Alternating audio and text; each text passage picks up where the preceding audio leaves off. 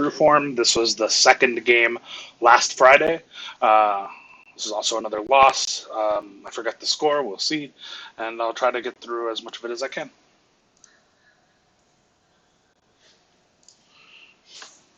Lineup here is presumably one of our better lineups. It's Diz, Shots, Javion, me and Trey. So always tough to lose when at least we think we're putting our best foot forward.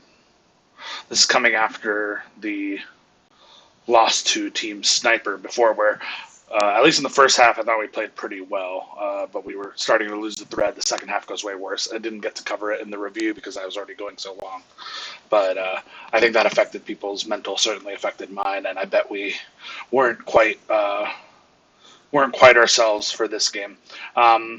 This team has changed a lot since last season. Gator Nation, who was playing lock in this game, was their point guard last season. Did pretty well in that role. He does quite a good job though playing lock this game, and gives us trouble. But because of that change, I'm not really used to Childs or some of these other guys on the team. So I think they're much better than they were last year, but they're kind of a wild card. Tough way to start. It's a big blow by. Let's see how we get there. Trey's doing a good job sitting up. But yeah, this just isn't enough attention. Someone needs to take this, obviously. It can be Trey still here. Trey's worried about getting to his guy on the wrap, but Javion needs help. So this is a tough way to this is a big. I mean, I gave up. We were lucky in the last one. We didn't see it. But I gave up something just as egregious, and mine was for a 3 at the first play of the last game. So we don't do a good job of not making these kind of mistakes of inattention. And we're not good enough to make inattentive mistakes. We have to make them play at every possession. The other thing this does is this gives them about a bar of take on their two best players, their lock and their point guard. Which is not ideal for us. This goes back, again, a lot of this stuff, I'm going to try not to rehash too much stuff that was said in the true form, or in the Team Sniper review from the last set of reviews. But again, Diz, I need you to be making space down here. Oh, wait, no, this is the point guard here. We don't have Shots. It's James. Okay, this is still one of our better lineup, but this makes sense. Okay, this is my mistake on that. This is dangerous. I'm probably overrunning. This is just not a very good transition. I'm fine with Trey taking it up slowly here. This is just not a good. So this is the type of run we make a lot where we just kind of walk into the paint. This is not incisive enough. He is obviously playing it. I'm not really going to get behind him. It's so funny that the ball actually gets through. I don't do what I was talking to Shots about in the last video of I'm not playing optimistically here. I'm not playing as if the pass is going to get through. I think this is a bad pass. We're lucky it gets through, but I need to play as though it's going to get through because this should be a dunk the minute it gets through. Instead, we're doing this. Ultimately, this is a fine shot, but because this is out of flow or whatever, this is, moderately contested, but still open. The crash here is good. I'd like to see us do a better job. So this crash is really good, James. So I want to really acknowledge that you're doing a much better job at this. And now it's just learning fundamentals here. When you see that you get inside position on him, don't just go straight under the rim and stand there. You're inside now. I want to see you getting in front of your guy and holding your box out. If the farther you can box him out, the better it is for you, right? Because what happens on this play, look, the ball, you're so far under the rim, the ball bounces. You're never getting this ball unless this is just if there's no one here and then you can run to it. It's always better to get the box out and this is true for both sides of the ball, as far away from the rim as possible. If you could get the box out here, this would be fantastic, right? You have other issues, other people might come in, but the idea is that these are the people who are most likely going to be getting and going for this rebound. And if you box him out here, not only are you you're securing more space for your team. Anything that just dribbles off the rim, you're going to be able to run up and get. You have inside position on him. You're faster. You have the box, etc. And anything that goes farther out, unless it like, I mean, there's no ball that's going to be a long rebound for you if you actually get this box out and you're reacting quick enough here that you actually can get this box out. And you have gold box, like you're going to be able to make this box if that's what you're looking for. Here, like it doesn't look like you're ever even tapping L2, and you're not looking for your man. Like it's always rebounding, just like anything else, is a matchup game, and you want to get, like you'll hear coaches say, maybe you've heard this like in broadcasts and stuff. You want to get a body on a body, so you need to find somebody. It doesn't even need to be the next closest person, the correct person. But just find a body and get your body on them. And if more of us do that than them, then we're going to get rebounds, right? Like, yeah, this guy might get the rebound. Yeah, maybe he's the person we should be looking to box out the most. If Javion gets here and boxes him out, even if it's lower, and you box this guy out in this good position, you're getting this rebound a good amount of the time. Transition here is good. I think that's fine overall.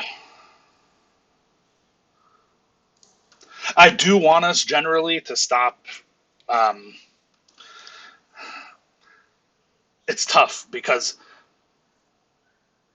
we're doing the thing, and this is like an okay position to do it, obviously, because he's way out in front of his team. Even if Javion like completely whiffs, gets a horrible animation here, whatever, this guy's just running straight into Trey. There is some risk of like a pull up or whatever. And in general, though, I think it's just bad habit where we will go for the steal in this case instead of just getting our body in front.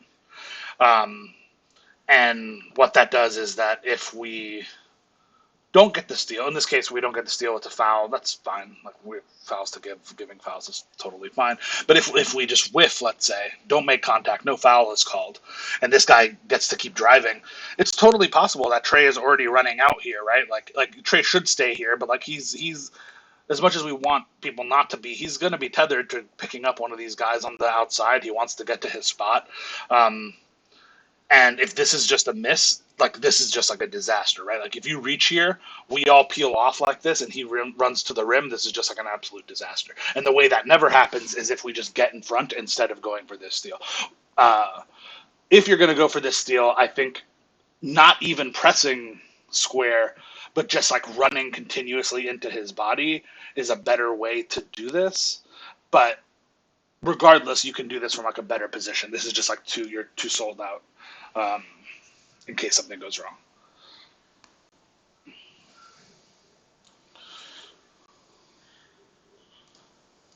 I'd give that up, yeah. We're lucky. I mean, this is a cross-court pass, to be fair. I'm worried about this roll. Trades is just too high. I think we're just too high on the inbound guy. Like, if I don't know exactly where you stand, but like maybe I don't give this up if I'm not so worried, because like he is ahead of you, right? Like he could make the pass to the center here. This isn't like a great situation. Like I feel like I do kind of need to help, and we've just consistently done a bad job giving penetration directly off of the inbound when it's an inbound on the right side of the court for them. So like, yeah, this is my mistake. I get it. I give this up a lot. One, I think it's a good pass, and two, I think it's partially caused by our poor defense. And this is something consistent that we're doing. So I really wanted to stamp it out, the giving up penetration off the inbound off the right side. In fact, they get illustrating how dangerous this is, like illustrating how he has inside position. After this miss, he actually, Trey is able to get back in front. He gets a good worm. That's tough. I mean, this is part of just having 60 strength. That's being a good rebounder. That's good help from James to try. We don't get the foul, but everyone is covered on the outside. These two don't space properly. Javion's able to cover two until James gets back. Really good job by James here. This is perfect. It is a bit of the same coin as with Javion, where if he doesn't get the steal here, and because you're not looking to take away the drive, you're looking to play the driving lane, and because you do that, if this steal misses, he might get low. So I I just want to call out that that is happening. To be fair, if like it's maybe imperceptible as to why this worked for James and it doesn't work for Javion. In the aggregate, over a lot of sample, we'll know if like maybe there's something that we can't quite understand about what James is doing that makes this better than when Javion or someone else might be doing it, and James might be more successful in this instance, and we might not quite understand why. But if we have enough data, we can say, oh, it's just like there's something mechanically he's doing that we're not quite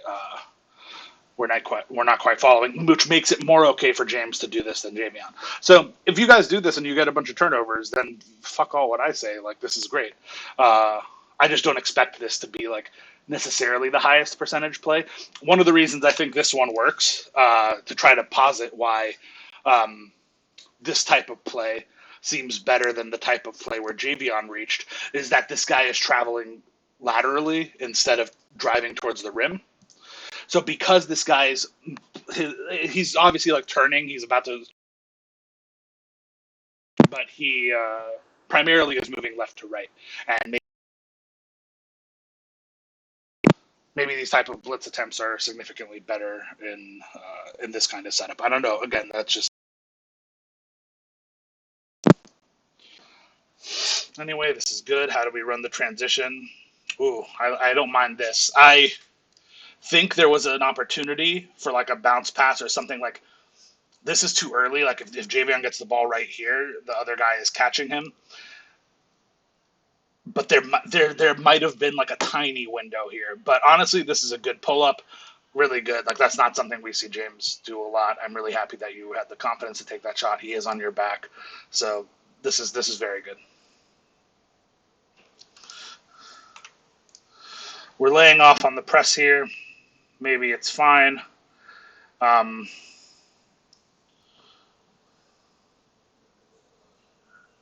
yeah, this guy was willing to take shots on us, and this is tough. I mean, if they're able to hit deep shots like this is fine. We're rather like we are giving them these shots at first. 28 feet, I think, is totally makeable. Like I think we need to play higher on this on the 28-foot guy, but it's hard to say.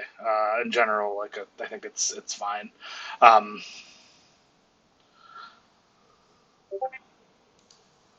sorry, one sec.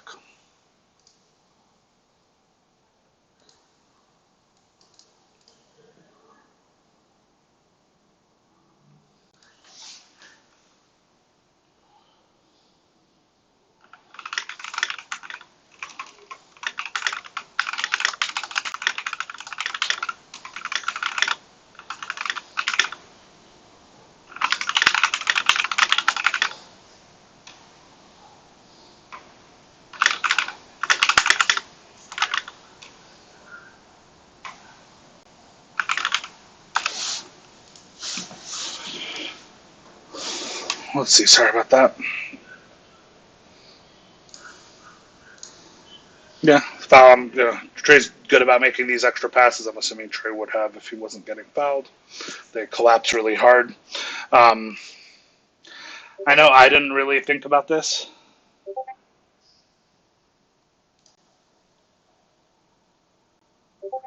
Nice. Switch sides on this transition. That seems okay.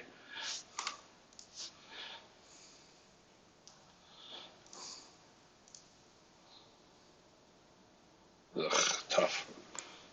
Well, the rotations are good here, I suppose, but yeah, just like not finding our men quick enough. I'm assuming this is just as missing that he needs to be left in this spot. I mean, I think he's anticipating that he's going to take, and James is going to go. You guys going back? What the fuck was that? I'm right. I'm right. Yep. I'm stopping ball. I stop ball side. But yeah, I mean, I like that we all jumped and went aggressively towards the next man. Nice. I Good still read. And doing that 3 times in a row, right? Like Trey goes really aggressively to the hash. That causes me to go from my corner to the corner, which causes Javion to drop into my corner.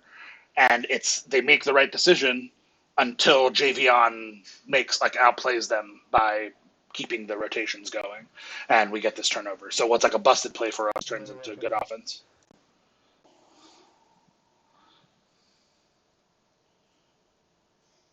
Nice. It's really good patience. I like James's cut down here. As you can see, so Javion does a good job here. If Javion went up with it, this probably would have been like contested or whatever. James has a good chance at this board.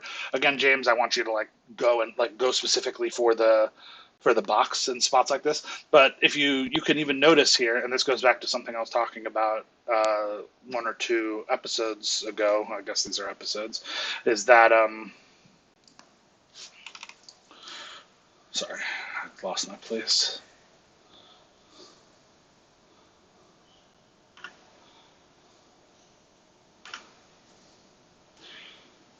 Is that when you cut off of the left wing, when the cut also comes, not at the same exact time, but slightly delayed off of the right corner, you get into dump off positions. When this guy's in the air, let's say Javion went up with this.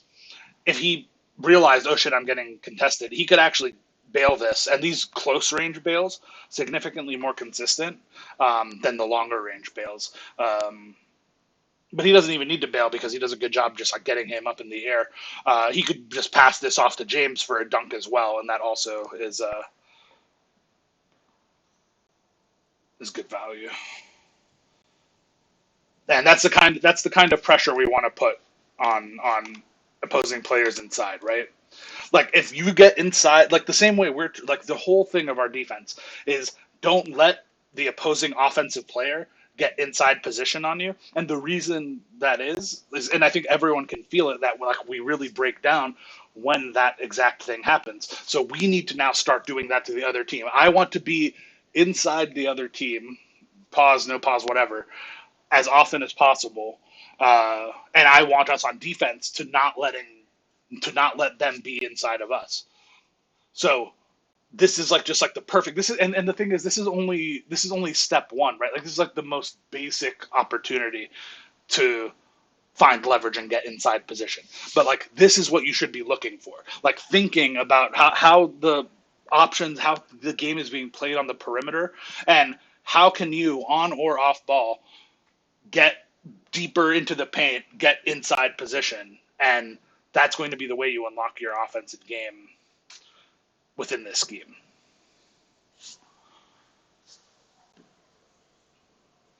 Honestly, that's a really big point, and I want people to really focus on that because I think that's like a universal tenet that people can really gravitate towards. And yes, sometimes it might mean that there's too many people in the paint and that we're cutting on top of each other and we're denying each other space or whatever.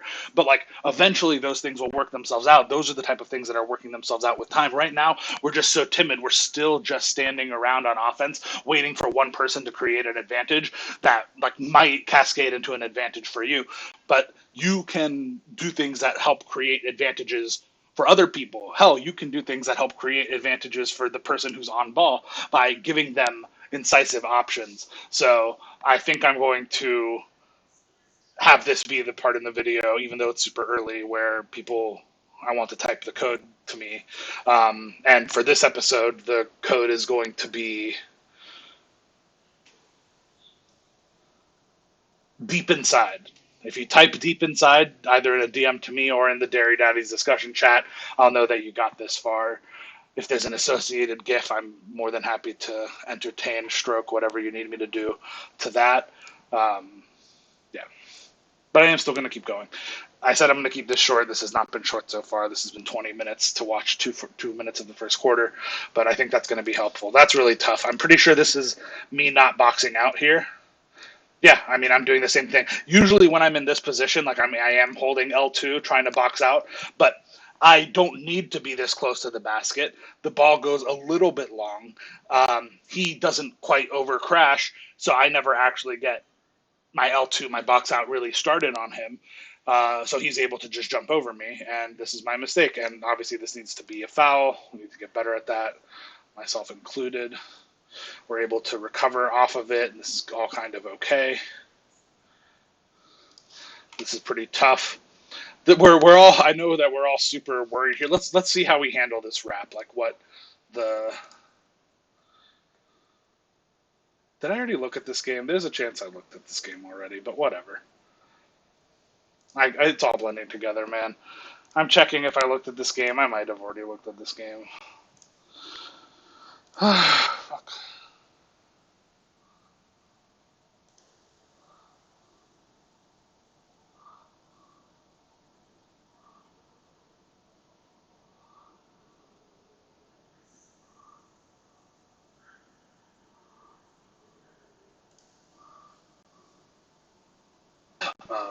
Quote unquote help man in transition, right? I was just ball watching, so nope, we didn't watch this. I think I might have watched this game back on Friday night after the game happened, which is why I remember this so vividly. Okay, it's just funny because we're seeing a lot of the same mistakes, which makes sense because we played this game immediately after Game 3 and hadn't had an opportunity to talk things through. Okay, the wrap starts coming. Someone has to take the wrap. I think it's correct and totally fine for James to take the wrap. He's scared that Diz is like behind him, so that he needs to get in front. While all of this is happening, again, Trey just way too close. Even though you're like are playing actively, which is good. Just like this can't be a cut. Then this. You are in the hardest spot on the court for someone to dot. Theoretically, again, this is more of a. This is more of a real life basketball principle, but the hardest pass on the court is the long diagonal, right? So this lock in a ball pickup spot, making this pass to the corner, very unlikely. On top of that fact, you could be almost as low as you want, and you're still threatening at least the lane, making it hard for him to want to throw this pass. So you don't need to be up to touch here.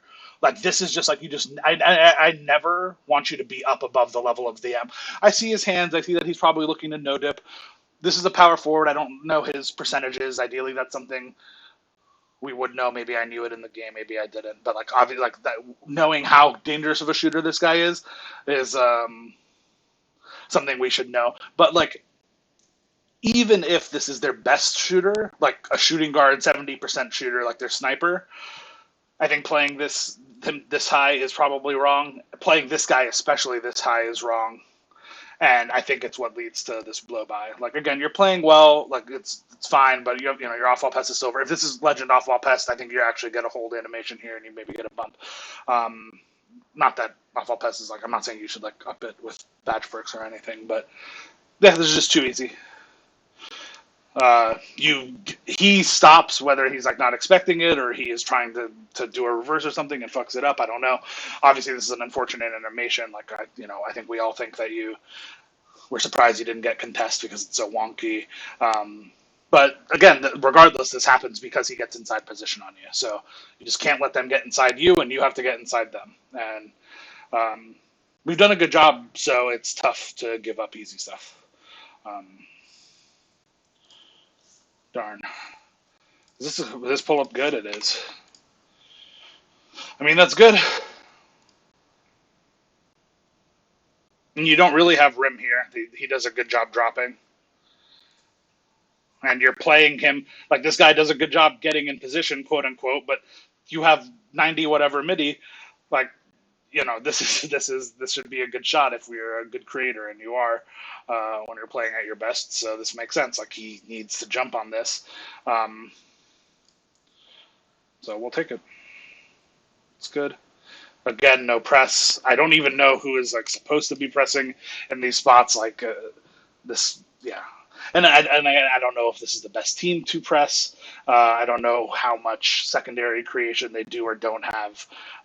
And I get why we're scared to press, because our press failing was a big lesson learned from the previous examples. The problem is we're not pressing any differently right now. We've just neglected to press. We're scared. We fucked it up before, so now we're scared to press. It might be the case that we just shouldn't press to do our scheme, and this is correct, but I don't want to be doing this now. Like, this is something we do after the 20 regular season games if we don't figure out a way to press effectively. we're never going to learn to press if we don't press. So I want the people who are supposed to press in the system to still be pressing. Like, again, it's just like we're not giving the system a fair shot because we're losing right now. There's nothing like maybe we turn around with stuff like this, but we're not giving the system a fair chance if we move away from it this abruptly. I give up this cut. This is me playing too high, both too high relative to the baseline and too high relative to the sideline. Like I need to be closer to the hash mark. Or if I'm going to play this high upwards, I need to at least be lower because this is too easy of a cut. They get us on the Fifi. Honestly, this might have all been there. Yeah, that's bad. Call Trey and I even.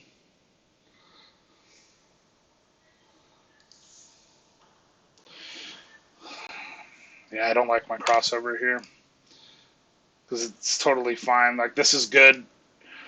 Going back to our discussion in the last video about transition spacing and making good reads. I like Trey moving this ball up. I like Trey going middle. I need to trust that Trey is a threat going middle, and I need to make him space going left. Instead, because I cross back over, I'm pulling the defense essentially into Trey and making it so that this is a tough dunk for him. And you have options though, Trey. Like I will say that you do have options here.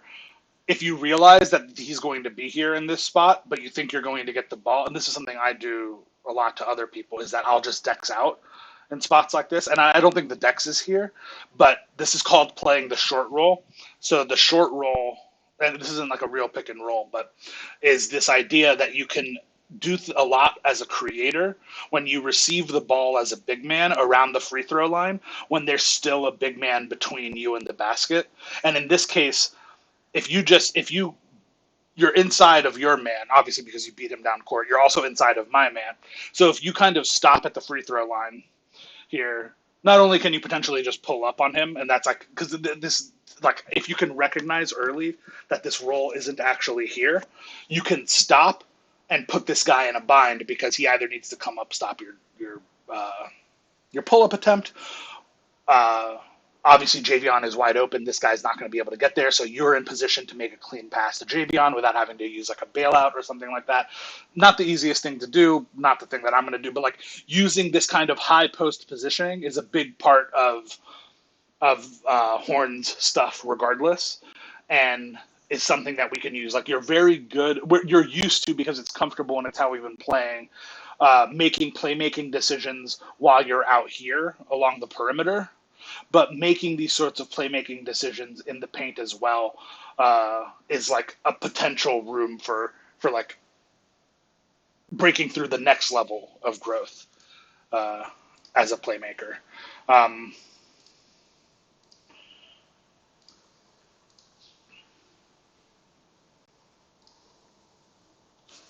Good crash from Javion. A little bit late, but this is good because it's against like this. The problem, the reason Javion's able to get this is because his man is like never ever going to get a body on him because he has to close out so late, which is like kind of the whole bind we were talking about before. This lets Javion go and get the board. It's good that he's on top of that, and we're good. This is good. A little bit of a press. It's something. I need to be switching this. I don't. That's bad. Yeah. I mean, so our scheme is to switch this, so I should be switching it. I haven't enjoyed. So in this game, Diz is on his point fading wizard, his 6/6. We have been playing more to pass off than not. And in general, even though Diz is able to play the lane here, in my view, this is still he's still beat because this guy's still behind him. Again, because this guy can throw the pass right now. Diz can reach. And a lot of the time, like 80% of the time, Diz is still not getting this steal. And then we hear, and I'm not targeting Diz specifically for this, but this is why the interceptions just like aren't what I want to be going for. Playing in between your man and the ball handler isn't where I want you to be. I want you to be between your man and the rim. Um, because this pass gets through, we're like, oh man, 2K, that's my steal, blah, blah, blah. So yes, our scheme is for me to follow this, but we've been playing so often for this to be a pickup for me. In part because we're scared of Diz being in the paint because we don't. It doesn't feel like Diz or I actually believe that he's going to be able to get stops in the paint. When Diz commits to being in the paint, I feel like he consistently is able to get stops in the paint. Maybe that's because his decision making, he only stays in the paint or follows in the paint when he is actually like going to be able to get a stop. But I'd like to see this be a situation where Diz is able to stay in front, and the minute Diz is getting beat behind, that's when this should be a pass off and Diz just takes my guy. But it's hard to say. Like sometimes we're going to make mistakes like that. It's a rotational defense. We're going to make mistakes where we are not on the same page. We don't like see something the same way, and like the split second we have to make a decision. We're lucky this gets through, but we now have a really good advantage situation. This is actually like, I mean, yeah, this guy can probably get to the rim and stop me. So like, this is a 3-on-3, but this is a pretty rough 3-on-3 for them to be guarding. I wonder if they're able to do anything. They are able to collapse. I might have had the dunk there. I mean, obviously, this position, I need to be able to make something out of this. I need to know that I have trailers and where they are. I probably have the jump shot here, actually, because of the way that they jumped. I might have the corner. So, like, I think everyone's first instinct would be, oh, throw it to Javion in the corner. I don't. Maybe I do here. I don't know. But my guess is that this guy is actually, like, going to make it pretty close, and this is going to be a pretty close contest. Like, maybe if Javion no-dips this is okay. But I'm not sure if that pass was actually there. He actually reached in the lane. So I don't think that's actually the read. The read to me is one of the trailers or taking my own shot. Instead, I slow it down. Again, not the worst decision. I think that in trying to get fewer possessions, like to meet that goal of ours on offense, I am not taking some of these shots that I think I would have taken. I probably have a dunk here, but this is close. I don't bemoan me too much for making this decision, but I should find a way to score. I mean, hell, I can probably just run straight back and do the Jokic fade towards here, and that is also going to be a shot. Instead, I kind of don't do anything. Obviously, again, the best read is to determine which of these trailers this guy 33 is actually going to guard, and go towards them. That meter, I remember, was super fucking tough, but I'm glad we made something out of it. I see the space. This is a high-level thing, too, but one of the benefits of inside positioning. So, like, James, like, panics here. So James's first instinct is to run back to the corner. Totally makes sense. That's fine. But James panics when he sees me driving through because like he knows the drill. Like I do a lot of these. This is like a half dozen times a game type thing for me where I'll like try to make a drive or something to an empty side. So he realizes I'm doing that and he gets out of here. It's funny because like maybe the best thing James could do here is actually just start like screening this guy so that he can't contest me and like helping me create this space. Again, like I'm good at like having my blinders on for James. Like I know that James isn't going to register as a contest for me. So like I'm pretty good at not like getting contested by our own guys. But like that's probably the best thing James could do here is realize, okay, Chalupa has beat his man, and my man is Baldy here. Like he's cooked. Like he is cooked here. And where he's cooked is I need to now be able to take a shot in this space. And the only person who's ever contesting me in this space is actually James's man. If James is able to hold this position somehow, I think by screening, I don't think holding L2 does it in this case, probably not. I think you probably have to screen. That is what's actually going to give me the most space to take this floater, and I think I could have gotten an uncontested floater, or like even if like even let's say the guy is like even more reactive and they end up boxed out here, I could still potentially, I don't know if I would have, be able to take a pull up here if I had the confidence or if I knew that James was going to actually be screening for me in this spot. And we never run a screen like that. We don't run screens inside the paint because we don't understand. But like the whole point of a screen is to make space. Just the normal pick and roll screens we do, obviously, like I think people by now know, one, that they do make space, and two, how they make space. And same now for like off ball screens and stuff. Like we get it. But if you're going to play more inside, learning how to do some of this interior screening, to help make space is going to be a good way to open up the mid-range game, that we actually have a lot of people with mid-range on their builds that can attack this. And I'm not saying that if I'm in James's position that I would have held this screen. But in a real basketball situation, this, I think, should be a screen. And we want to get to the point, given how we're playing, given that James, and other guys who are playing in the corner on offense are going to end up here on the blocks more often. Like we could just run sets out of this, right? Where James doesn't need to be in the corner necessarily. James can be on the block. And part of your responsibility when you're on the block is knowing that we're creating this gap of space here in the corner, and James has some ability to create space for that corner, not just by like clearing out, because if James is standing here, we're not any more spaced, right? Like these three are getting guarded by these two 100%. There's no shooting threat here, but this guy just gets a free run at me. So this is actually, if James was up at the top of the key, this would be significantly worse spacing for me. This is actually fantastic spacing. And that can be utilized if James realizes that he can screen for an opportunity there. Small thing, like it's okay, but like I'm not, just because it's small and it's hard and it's weird in 2K terms. I don't want it to be like, I don't want to like just pass that off, because it's the type of thing that is going to unlock and make the offense work. Like you guys have to see that when you're off ball, you're kind of just sitting around, and unless you believe like the current NBA, and even, I mean, like this type of stuff, like this type of interior screening is like, this is old timey, right? We've called flex out of horn sometimes, which is like the opposite of this type of thing, but it's an interior screen to create space in the paint. Shots has called himself for back screens, usually coming back up out of the paint to get people going downhill again, because if you set a back screen, you're creating paint pressure. Understanding stuff like this, and at least pressuring yourself to think about it, despite it not being easy or common in 2K or whatever, is going to be the way that we advance our offense behind it. If you want to learn how to get better at traditional 2K offense, then go in the lab and learn how to dribble a bunch.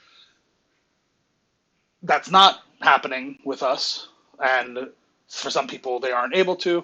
For some people they just don't want to. That's not fun. I totally get that. But this is the other way to improve, right?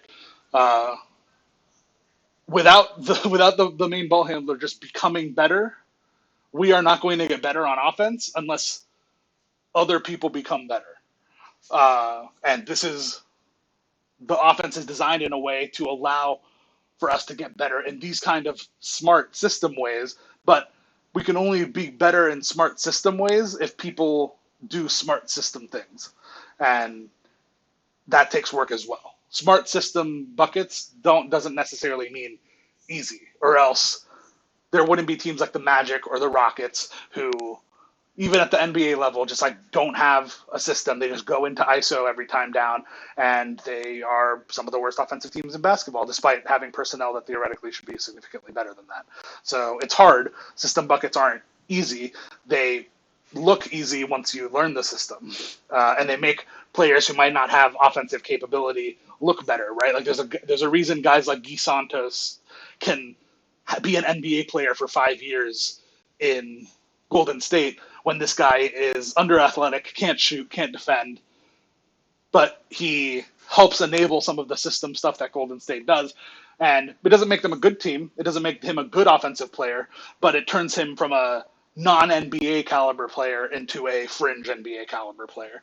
And I'm not saying anyone here is like fringe AJL caliber or anything like that, but I'm just trying to illustrate that he is someone who, by the knowledge of these little things, how the knowledge of how to maximize within the system, is able to stay on the court when otherwise he wouldn't be able to.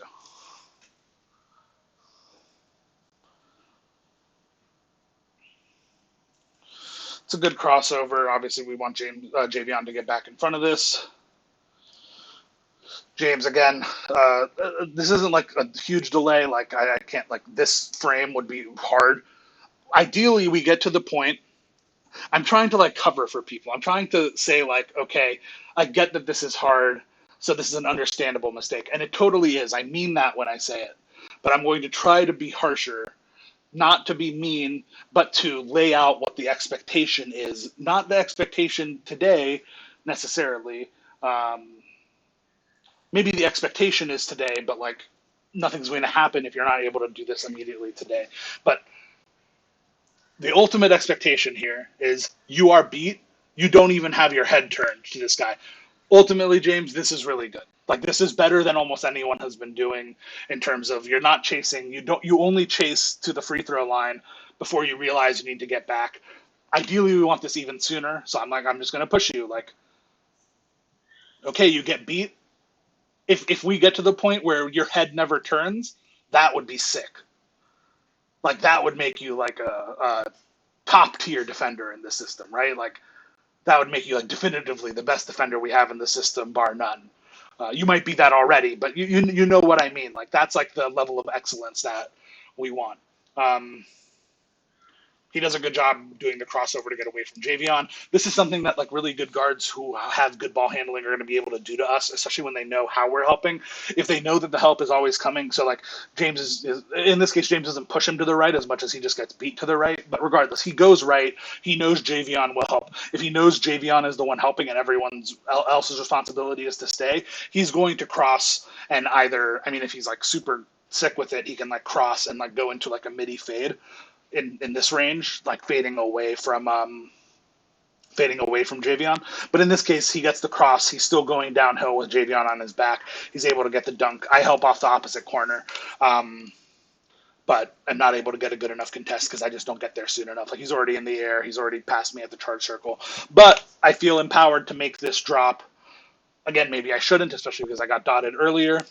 But I feel empowered to make this drop because this pass into the corner is like one of the harder passes to make, especially when so he's driving right, and then the idea that he's passing into the left corner is tough. I will say, Trey, that I think that you're too far out here. I don't think that if you were on the block, you would have been in like any better position necessarily to help because he's driving like because of this cross. He drives towards Javion, crosses back over here to the left. There's not really much opportunity for you to help, so I get that. But in general, I think this is just like you can kind of tell like you're just the one standing a little bit too close to your man in this case. Yeah, this is just too tight. And if you were standing, so I don't know what would happen if Trey was standing here instead. Like let's say towards the M, maybe that means that Javion would feel even intuitive, like we know in hindsight the lane that this guy gets is this drive left and snaking it back. He drives right and then snakes it back left into the paint. One, you have to see that that's an option. Like you have to be watching this as any of the players on the court and realize like if I showed you this picture and I told you how is James going to get beat, you would say, well, he's not getting beat left. Hopefully you need to be able to recognize that James isn't going to get beat left. If he is, that's like a huge problem because he's turned entirely like perpendicular to the baseline. He's like the way his chest is facing, which is towards the right sideline here, is the way he wants this point guard to go. Like there's no attempted deception here, which there doesn't need to be. So he's going to take the path of least resistance. In fact, like the point guard actually kind of creates this by getting James. He got James leaning left and then crossed back right. Oh, no, that happens here. But same idea. Like, obviously we know that this, like, you could stop at almost any point in this sequence and you would know that this point guard, you need to know that this point guard is going to be driving right, and you need to be aware of that in all positions. And let's just say Trey was standing here. If Trey is standing here, I mean, he's in better position to potentially step in front, but that's obviously not the system. So, like, what's actually probably best is that Trey is standing, like I said, slightly higher. I know I gave up a backdoor on a play like this, and Trey also gave up a backdoor on a similar play, which like might be militating why we feel like we need to stand lower. But what can you do to help Javion? The thing you can do to help Javion is help push him in the direction that he needs to be. If he feels that his man isn't at risk of just jacking up a three in this case, he is going to be able to be a step further to the left, or is going to make a more committal move to get here and is able to get in front and get the stop.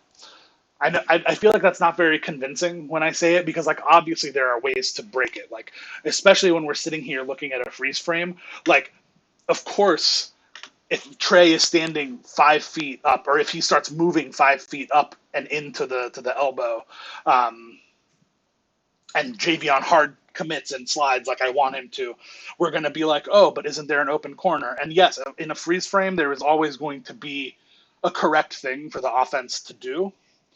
But at the end of the day, it's just making them do that correct thing, you know? Like, hell, maybe I should, in this situation, just like full commit, and I end up taking this route.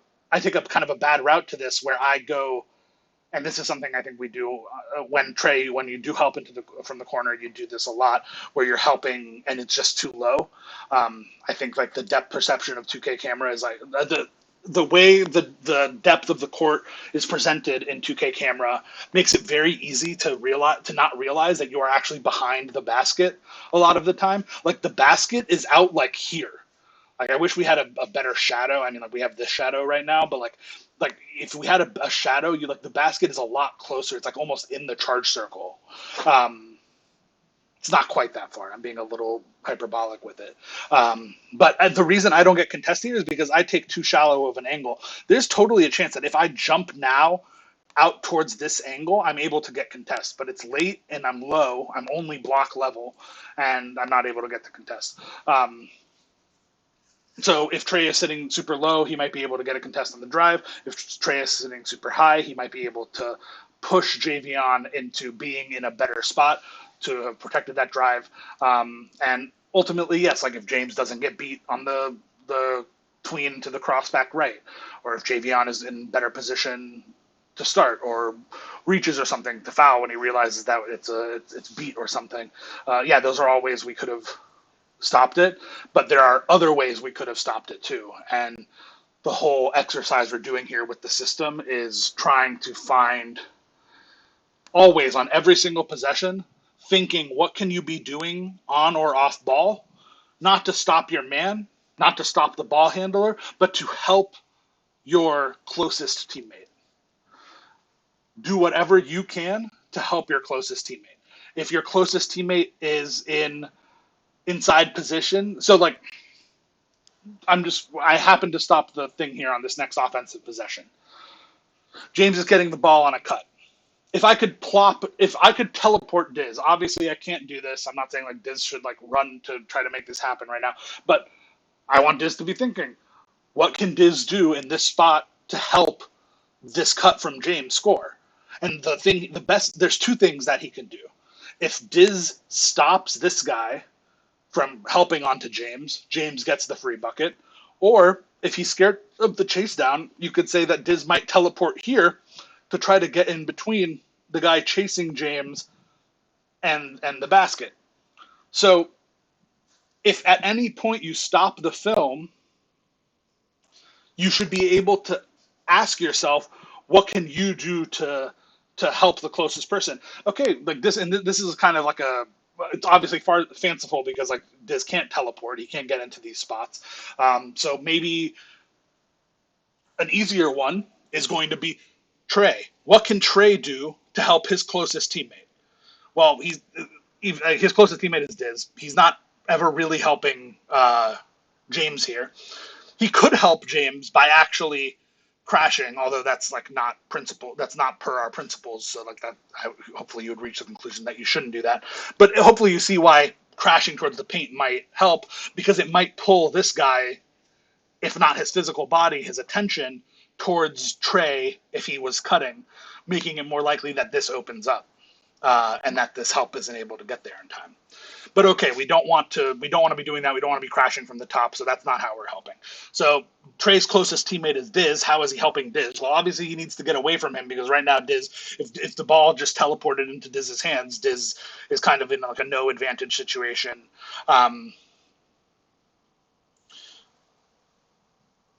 The instinct that I bet Trey would have. I don't know what Trey's going to do here. My hope is that Trey.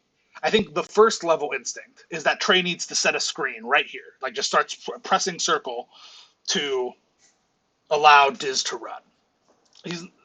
Even though Diz is off ball, still I want him thinking about how he needs to help Diz.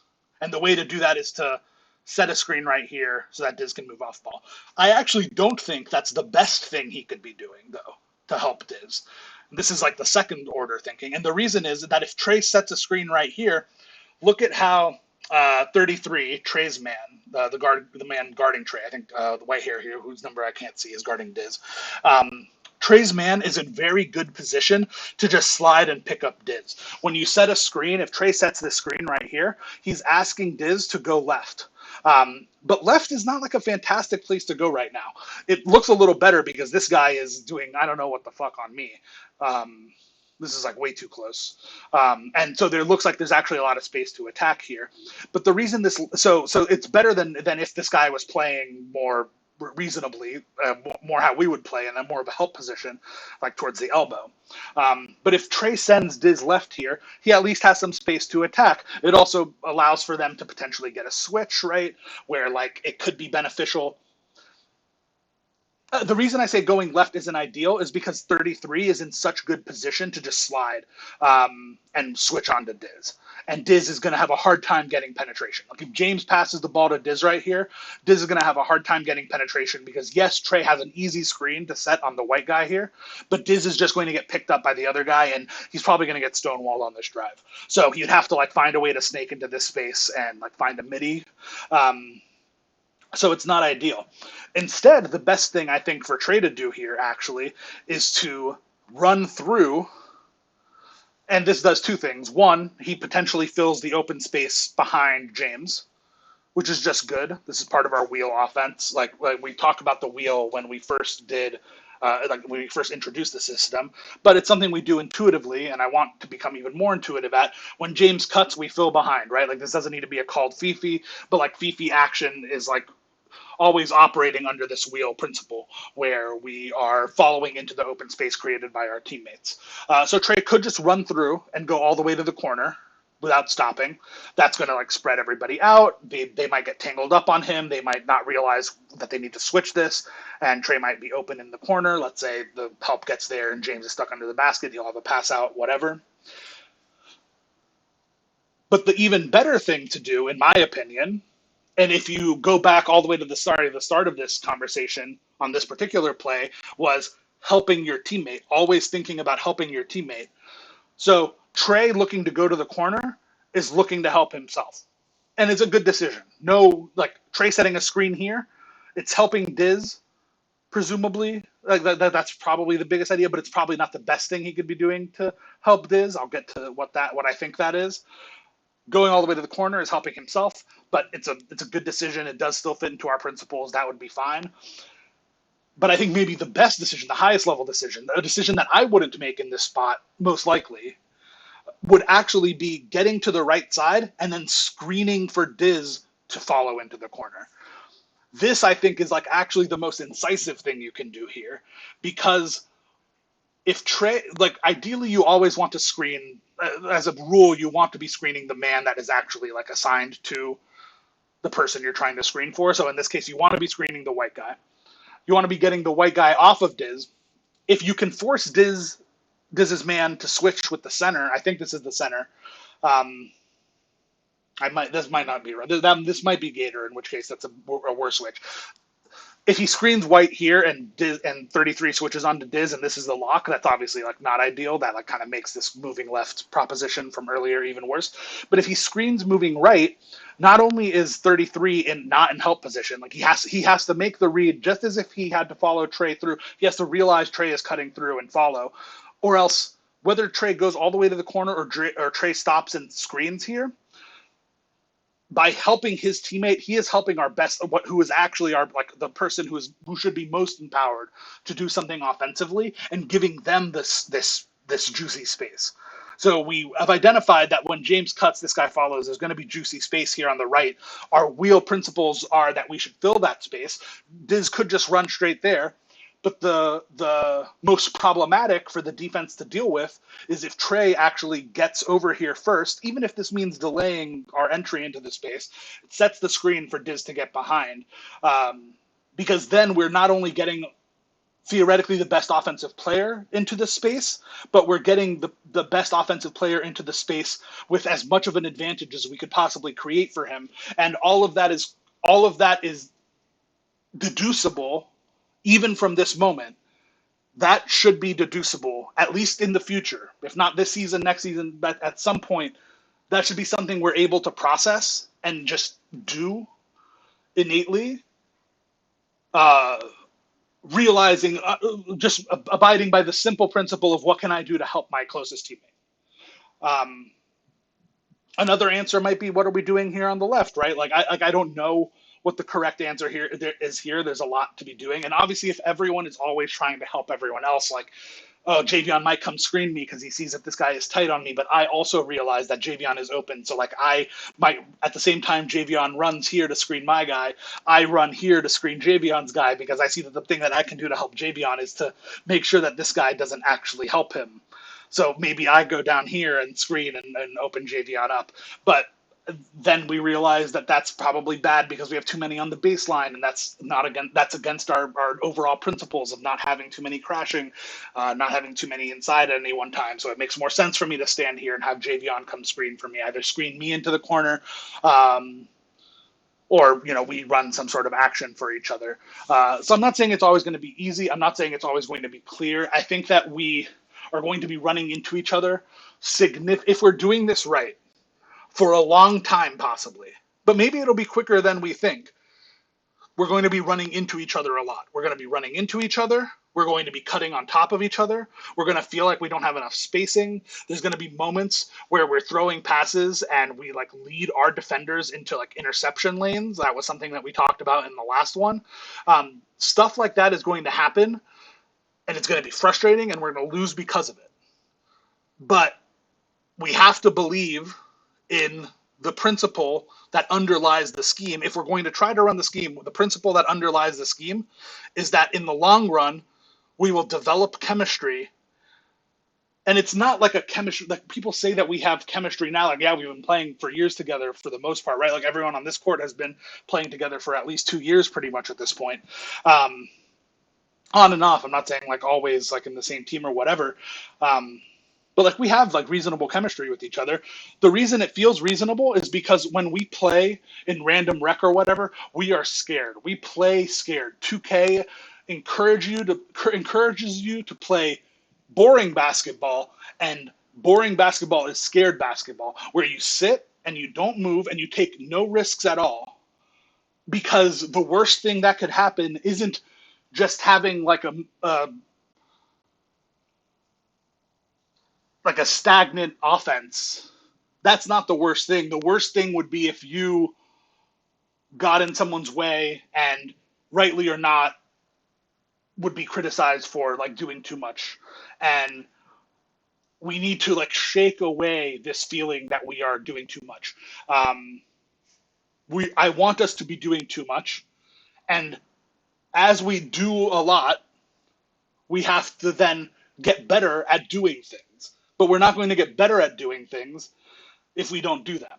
If we don't think about how we're going to help our teammate. Like the most 2K, the most stagnant thing we could do here is Trey realizes, oh no, I'm crowding Diz, and takes a step to the left and just stands here. to make space. And that's something that we would praise for our teammates in the geese in rec. We're like, oh look, this person made space for me. They understand spacing. This is bad. This is not good enough. If Trey takes a step here and just stands because he's like, okay, well, I'm creating some space now. Diz is going to walk over here and he's going to create some space. That's not good enough. Uh, that's not creating space. That's like 2K garbage propaganda. That's not real basketball. And you can play real basketball in 2K. And we need to, because we're not good enough to play 2K and beat people at 2K, evidenced by our ratings. So maybe we're going to be good enough at basketball, and people aren't going to be good enough at basketball. If we make them play basketball instead of playing 2K, then we're going to beat them because we have been practicing basketball. Make them play our game. So I don't know what's going to happen here. I've probably been talking about this specific screenshot. I cannot believe that I've been talking an hour for 3 minutes of this game so far. So I'm not getting past the first quarter. But the worst thing that could happen here is Trey peels off and stays. And I don't know what the answer is going to be, but I really hope he doesn't do that. My guess is he's going to set a screen for Diz going left, which is fine.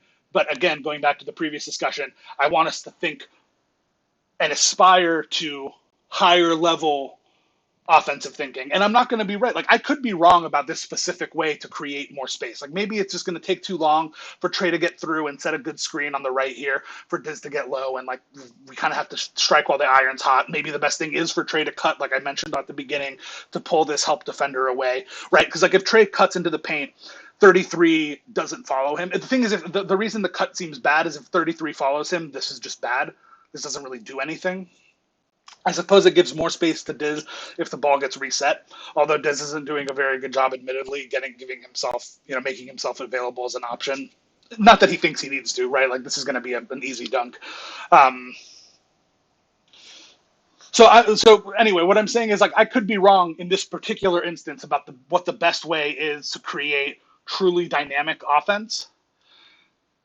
But what I want us to do is to be thinking about that and to be trying to do that, and for that to be a constant thought in our head. The same way we were just talking on defense about Trey doing everything he can to empower Javion to be in the best defensive position, thinking what he can do to help his teammate. That same mindset is what we can apply to our offense to try to get better looks. Oh no, he does it. He did the thing. I mean, it looks like James is going to get the shot. It's funny that this all started with me saying, if Diz could teleport, where would he teleport to help James? And teleporting between James and the chase defender, because James gets his blocked. Again, I'm not.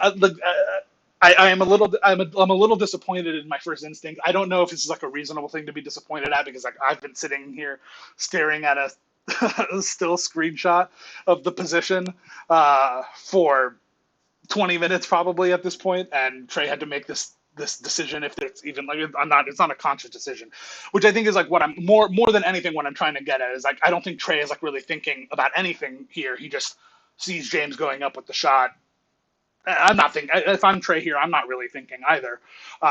Ideally, we're not thinking. I don't think athletes, and I think this is true for gamers or anything where like quick twitch is important. Like, no one's like thinking consciously about this stuff, except maybe the coach after the fact. This kind of thing has to be happening subconsciously. But again, I'm not trying to like shit on Trey, but I do think this is like a bad habit born from the way we have trained ourselves to passively and uninteractively play 2K, and how this is like anathema to the system.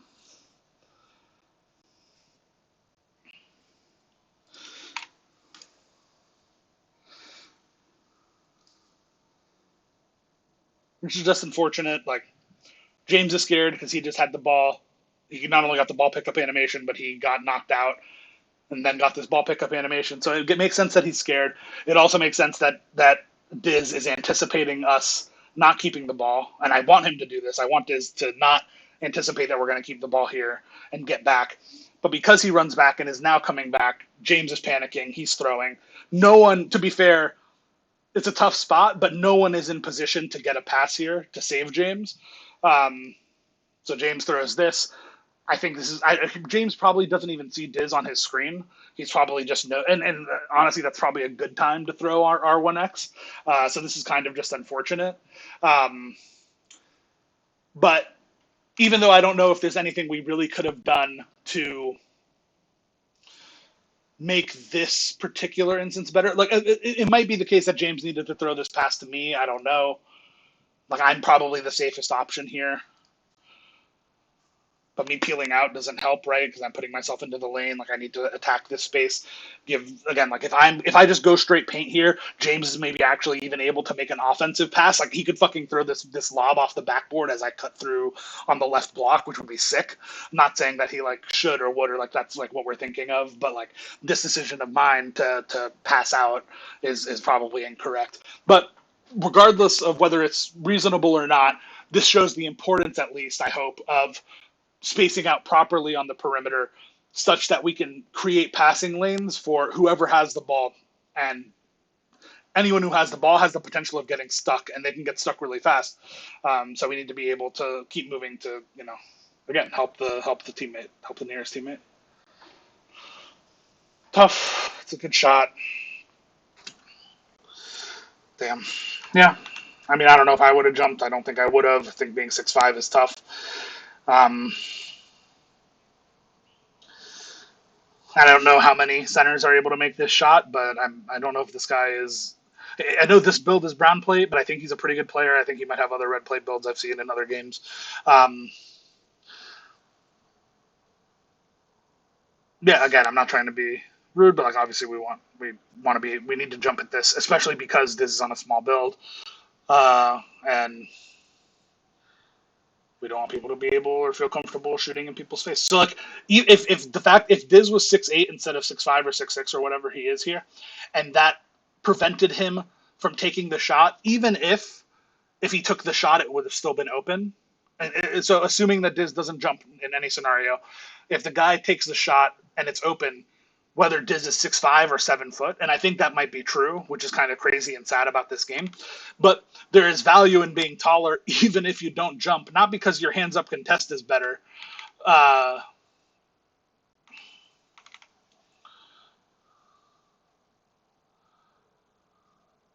because your hands up contest is better, but because your mere presence and your height deters people from doing the correct thing.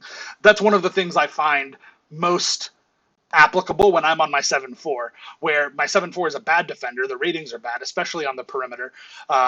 You can shoot over my 7-4 if I'm not willing to jump, because 35 perimeter just isn't going to get it done, even if like a small percentage contest from like a weak hands up like this. But people don't shoot over my 7-4 because you just don't do that. It's like attacking the white guy. It's like all the people who attacked Sam Hauser, despite him being the best Celtics defender during their championship run. Their best Celtics defender off the bench during their championship run. But people attack him because he's white, and sometimes that's a plus, right? Like you bait them into doing the wrong thing or whatever. That's kind of what we're doing against the PG, right? Like when we have shots on his like 88 interior build, if they take shots, no pun intended, on him in the paint because they think this is the point guard, I'm going to go up on him, and they're in for a rude awakening. You can use that to your advantage, but it can also be a detriment here. And like I don't think Diz is playing like bad defense or anything, but I wonder if he takes the shot if Diz is 6'8" or taller, and that's value, right? Especially if we're not getting the reciprocal value in terms of creating on the offensive end because of the build's smaller height and better offensive attributes or whatever.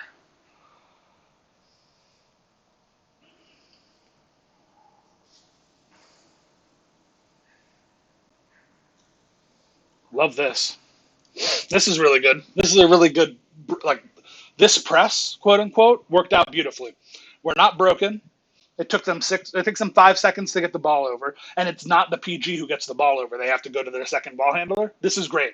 This is a win. Like the press has like created advantage. It's really hard advantage to perceive and capture, but this is advantage.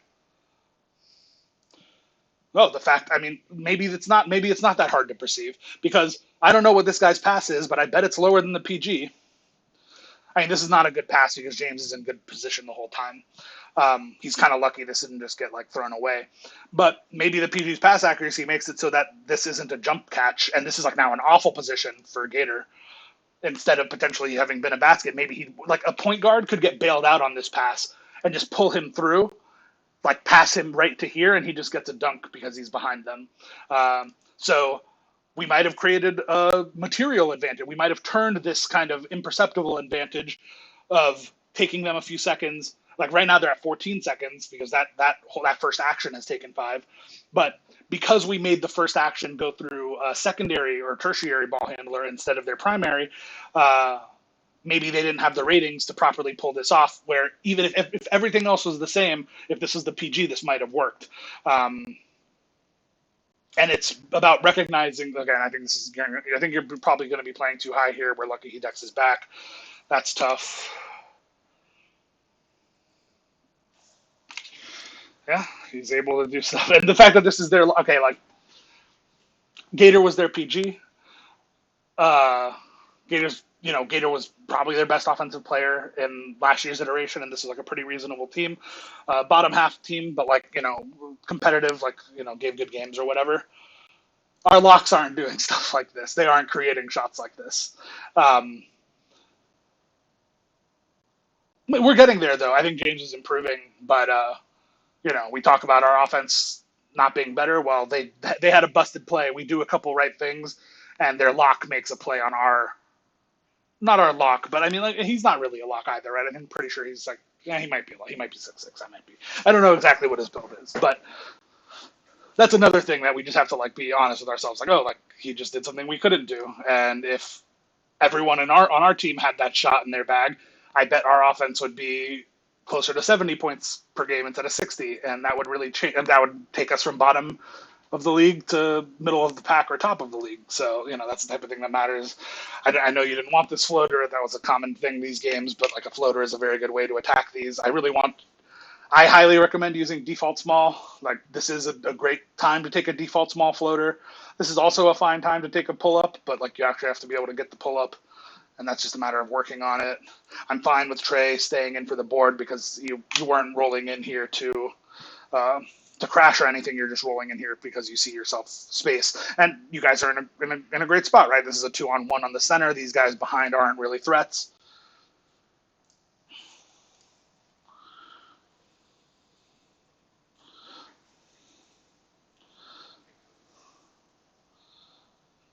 Nice. He is not going to get beat again. He tries to do the little Curry slide step back thing on him. I mean, this is the PG instead of the lock, but point stands. He's not going to let it happen again. That's good. We like to see that. Fantastic.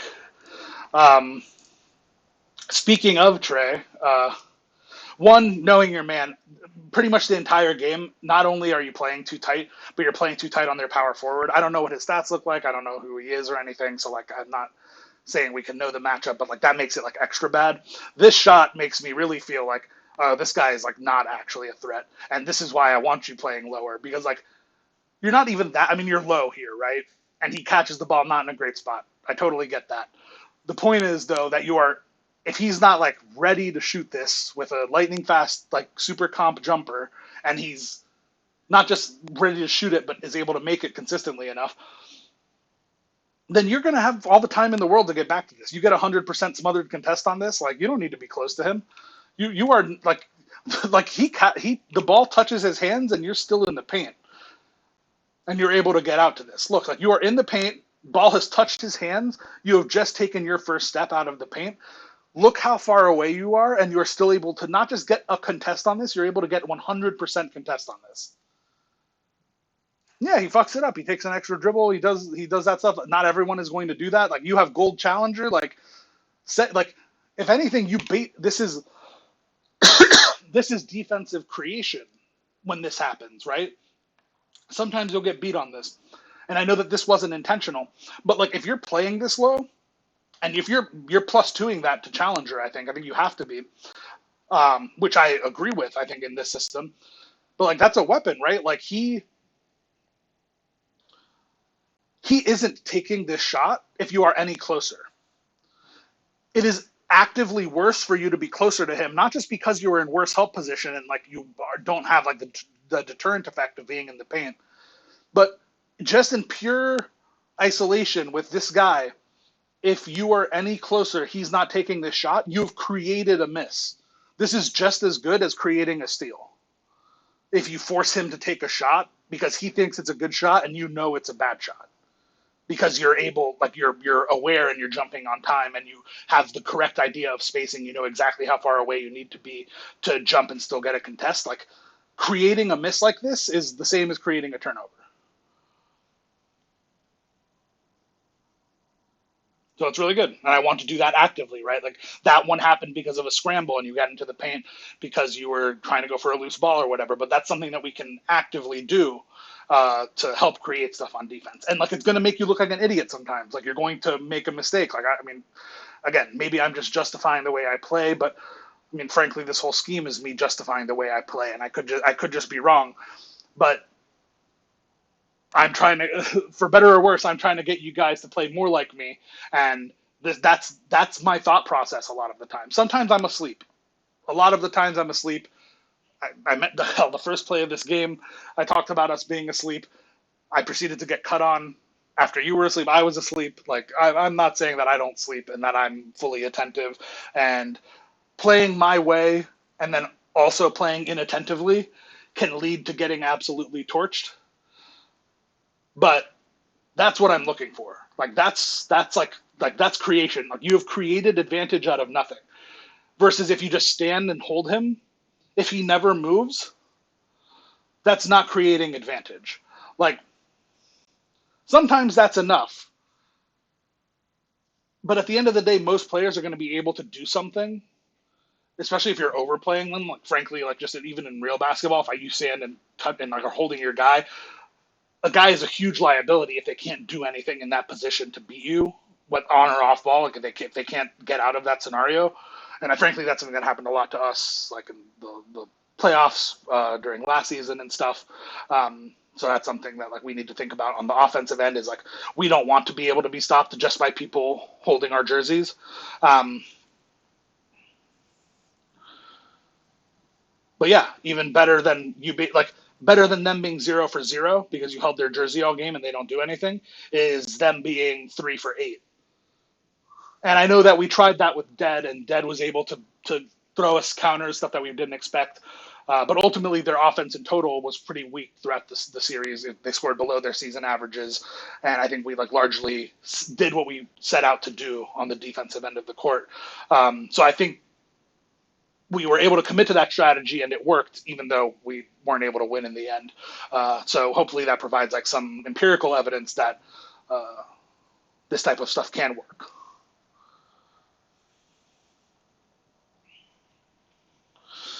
It's bad, just slow. I've been taking a lot of these floaters and like I don't know this front fade. I mean, I kind of know it by this point, but this normal 2 front fade is really bad. I should probably just be like continuing sideways, like drifting here and taking like a fadeaway here. Instead, I'm like, oh, okay, I have this and I can look for a floater. But instead, I think I get, not only do I get the front fade, but I get the non-turbo front fade because I'm trying to do a layup floater and I'm too far into the paint. By the time like it registers that's what I want to do, or that I input it. Either way, it's a mistake. Look, by the way, that Javion is doing. I don't know. I doubt this is purposeful. I'm assuming Javion is just. Oh, did I call the corner switch here? I might have. Regardless, look. Hey, the center is up. I could totally bail this out to Javion, and Javion is wide open under the rim. The benefit of having inside position on your man. This is perfect. Like I want to get to a point myself where I am able to recognize this and I bail this pass out to Javion. I have legend bail out for a reason. Like this is like the perfect opportunity for me to just do a quick dump off to Javion. Javion's free under the rim for sure.